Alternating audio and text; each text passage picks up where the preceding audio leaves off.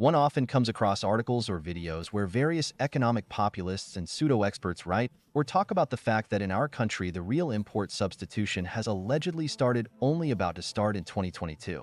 And they also write or say that supposedly all the growth of our economy and the very import substitution started thanks to the sanctions that were introduced with the beginning of the conflict 2 years ago. And it is immediately obvious that these people know nothing at all about our country, import substitution, or the economy. Of course, sanctions have helped in some ways, but they are only a consequence of the fact that our country is experiencing a real industrial boom. And it all started a long time ago. We started tracking this in 2014, which is about 10 years ago. So, 14 years. This we can say with confidence. Every month we have dozens of new facilities opening across the country in various industries. Every month we make reviews about new plants, new import substitution projects, and we have been doing it for many years. So, the sanctions were imposed precisely because our country started to engage in import substitution a long time ago, and as soon as we started doing it, sanctions were imposed starting from 2014 to prevent us from continuing to do it and to continue to be largely dependent on Western countries. In order not to be unsubstantiated, let us give examples of new projects in import substitution. For last month, February 2024, there were 9 of them. And then we'll tell you more about one of the projects that made Siemens bite its elbows. But first things first. Since June 2015, for example, according to the Made in Russia website and other resources, more than 1998 import substitution projects have been implemented in Russia. And so Pulkovo Airport launched a fully Russian automated system for checking boarding passes at and through the EJ turnstiles in the departure zone of domestic flights. The project is being implemented as part of the airport's import substitution program. Technical and software tools of foreign production. Completed 2 landmark grant projects for import substitution in agriculture. Agro-Obaradovany Company has completed the development of design documentation for SETA and SNEC for separator SB 520 under the project supported by the grant of the Agency for Technical Development. A Perm factory has launched Russia's first production of soccer boots. The factory is called Trek. Before starting mass production of soccer shoes, the company's specialists spent a year creating pairs from different materials, and athletes tested them during games and trainings. Now the enterprise can produce up to 500,000 pairs of shoes a year in different colors and sizes for adults and children. The factory has a full production cycle from product development to manufacturing. All products are created from domestic materials.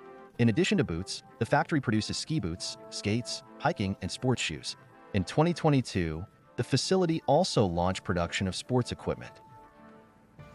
Roslmash opened a new plant in Rostov-on-Don to produce automatic and mechanical transmissions, axles, and gearboxes for tractors, combines, and road construction equipment. The capacity of the enterprise allows to produce annually enough components to manufacture about 3,700 tractors of all series. Total investments in the organization of production exceeded 10 billion rubles. Establishment of production of machinery transmissions, a strategically important project for us. It is aimed at providing assembly lines with their own component base. Its implementation means strengthening the company's technological independence from external supplies and expanding its competencies. In addition, this project is necessary to develop their product lines. Grand Biotech continues to expand its production in the Dubna Special Economic Zone in the Moscow region. The company launched the 2nd and 3rd lines for the production of vacuum tubes under the Actifine brand for the collection, storage, and transportation of venous blood. Investments in the expansion of the plant exceeded 300 million rubles, of which 168 million rubles in the form of a soft loan under the Development Project Program was provided by the Federal Fund for the Development of Industry FRP. According to the company's data, the current share of import of vacuum tubes in Russia is about 1.5 million rubles, 69%.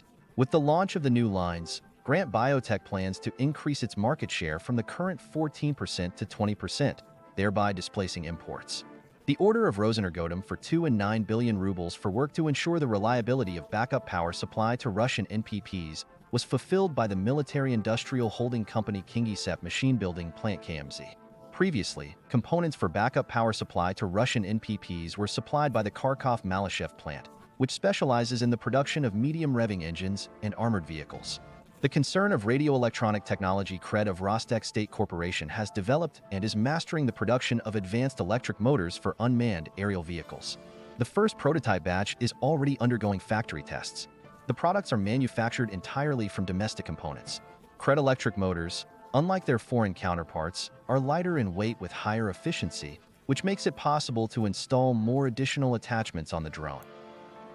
The manufacturer from Chelyabinsk has developed and launched production of heat-resistant multi-layer pipes made of unique polymer materials with protection against mechanical damage, Red Pipe Series. The operating organizations of the electrical complex posed a number of challenges that arose during the laying and operation of cable lines. The company offered a solution to this problem by developing and launching serial production of heat-resistant, multi-stable pipes made of unique polymer materials. All required parameters are calculated according to the set objectives during the design process and are thoroughly controlled during manufacturing.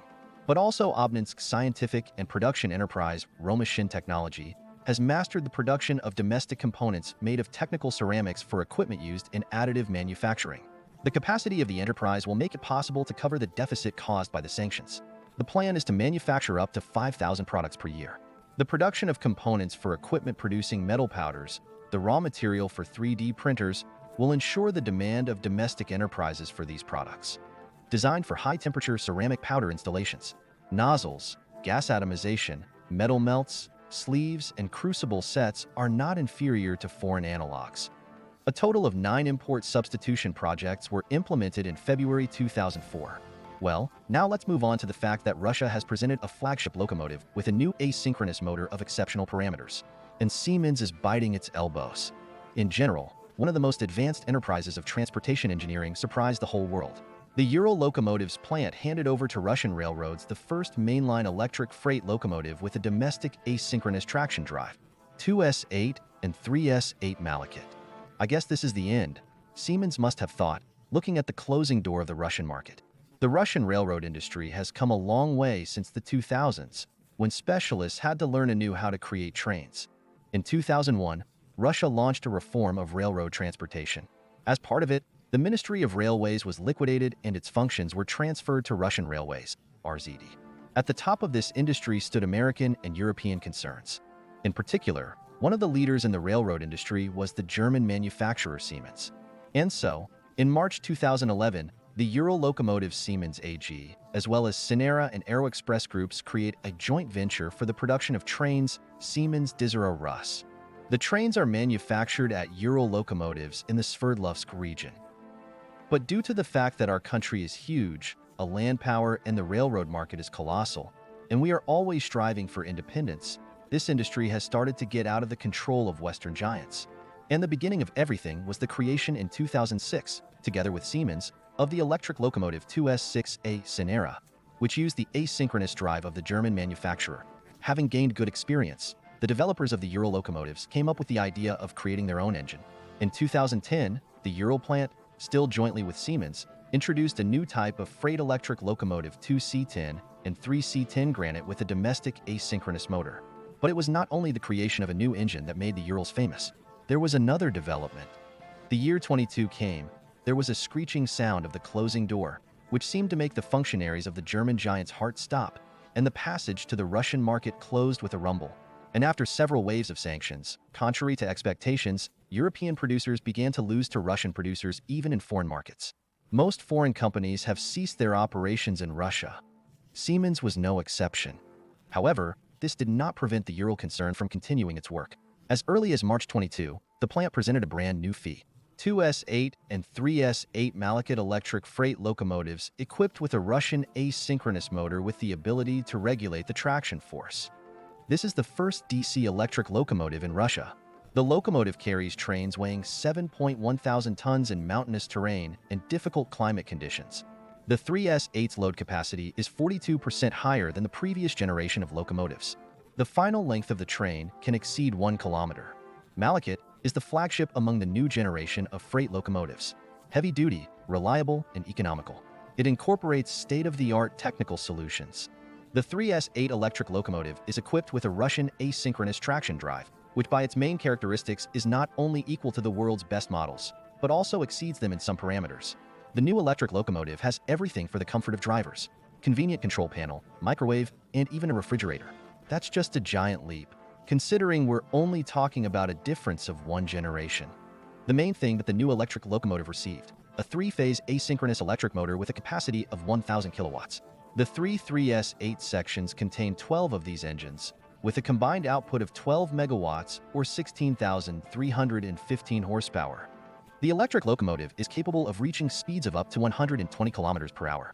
The tractive force when starting from a standing start is up to 1,100 knots. The 3S8 safety and control functions are integrated into a single system, and it can be operated by a single driver. The train is also equipped with the electronic driver's assistant option, which allows the locomotive's pre-trip preparation by transmitting sensor readings to the dispatch center. In addition, online diagnostic data is fed to a server to calculate the machine's life cycle, which the manufacturer claims is 40 years. Developed by Euro Locomotives, the self-learning complex, Cascade, helps control the traction force when a wheel slips on the rail. As a result, a 10% reduction in specific power consumption was achieved. The body of the electric locomotive deserves special attention. This body is load-bearing, which makes it possible to significantly reduce the weight of the locomotive and make it compact. This is where the technology came in, to assemble the cabin like the Swallow train. It allows to create a new line of electric locomotives from freight passenger locomotives to heavy-duty locomotives. This technology was used for the first time. New body design improves personnel safety in the event of a locomotive collision. When tested at 72 kilometers per hour, the deformation of the cabin in a collision with an obstacle weighing 20 tons was found to be 562 millimeters. This indicates that the crew will not be injured if the electric locomotive collides with a truck, for example. With all this in mind, the Malachite represents an alternative to the Granite range of trains, despite being marginally inferior to the 2S10 and 3S10 electric locomotives in terms of power. Total continuous power of traction motors, 8,000 and 12,000 kilowatts versus 8,400 and 12,600 kilowatts, respectively. The new train outperforms Sonero's 2S6 and 3S6 series electric locomotives by a third. Well, in comparison with the German locomotive Trax DC-3 in terms of power, the domestic belt wins many times. The imported ones range from 3,500 to 6,400 kW. At the same time, the tractive forces only reach 320 knots. Therefore, the 3C8 Malachite is not only as good as the world's best models in terms of basic characteristics, but also surpasses them. The 3C8 Malachite electric locomotive serves as a kind of a new stage in the development of railroad engineering and represents a base model for the creation of a new line of electric locomotives in Russia. Malachite will be the base platform for the new line of traction vehicles. Composition. And as for the German industry? In early December, Siemens, Volkswagen, and other companies demanded that German authorities reimburse losses due to the withdrawal of the Russian market. And the chancellor decided to speculate about what or who is the cause of all of Germany's economic turmoil, the energy crisis, and the explosive rise in gas prices. The latest blow to Germany's industry, he said, was the alleged cutoff of cheap natural gas supplies from Russia. Olaf Scholz blamed the sluggish global economy on weak economic performance. Germany, adding that Germany is still an attractive location for new large-scale projects. However, what the German chancellor has sluggish, the rest of the world has growing and active. Apparently, the German chancellor has anyone to blame for everything, especially Putin. Meanwhile, Russia's flagship locomotive has finally blocked the way for foreign corporations. The appearance of such an electric train is not only another stage in the blossoming of Russian railway engineering, but also a new era in the history of freight transportation. And that's not the limit yet.